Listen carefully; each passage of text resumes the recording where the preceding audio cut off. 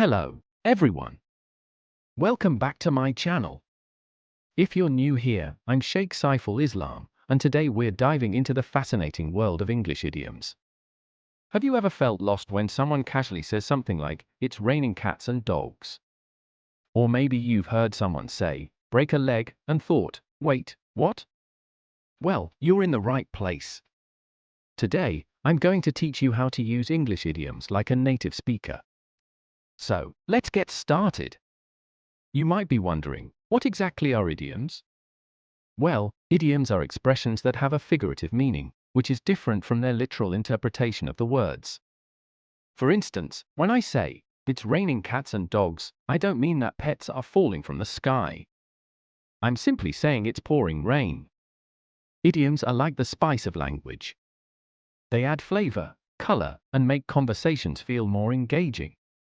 But they can also be quite tricky, especially if you're learning English as a second language. For example, instead of saying "I was really tired," you could say, "I was dead on my feet." A much more vivid expression. And I'm going to cover some of the most popular ones that are essential for conversations. Let's jump into some common idioms that you can start using today. First up is break the ice. This idiom means to initiate conversation in a social setting. You could say to a friend, "We should tell a joke to break the ice at the party tonight." Next, we have "the ball is in your court." This means it's your turn to take action or make a decision. Imagine your friend is weighing options for dinner. You could remind them, "I gave you the choices, so now the ball is in your court." Next up, we have "hit the nail on the head." This means to be exactly right about something. Imagine you're discussing a project, and someone points out the core issue perfectly. You can say, "That's it. You've really hit the nail on the head." Now let's tackle spilling the beans. When you spill the beans, you reveal a secret or disclose information inadvertently. For instance, I accidentally spilled the beans about the surprise party. Another great one is "our piece of cake." This idiom means something is very easy to do. Imagine you're studying for a test and you find a question that feels like a piece of cake. Here's another gem: bite the bullet. This idiom means to force yourself to do something unpleasant or difficult. Picture this: you've got a tough exam coming up that you've been avoiding, but finally, you tell yourself, "All right, I need to bite the bullet and study." And last on this list, burning the midnight oil. This means you're working late into the night. So if you're cramming for exams or finishing a project, that's a perfect time to use this idiom. See how naturally these idioms can fit into everyday conversations? Now, you might be thinking, "That's great, but how do I use these idioms correctly?"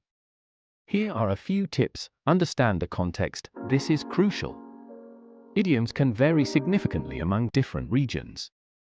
For example, break the ice means to initiate conversation in a social setting. But if you use it in a different context, say when someone just broke a glass, it just sounds silly.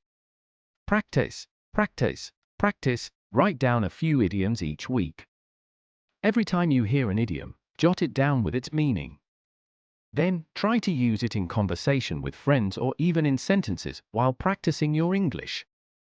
Listen to native speakers. One of the best ways to learn idioms is through watching movies, TV shows, or listening to podcasts in English or watching YouTube videos.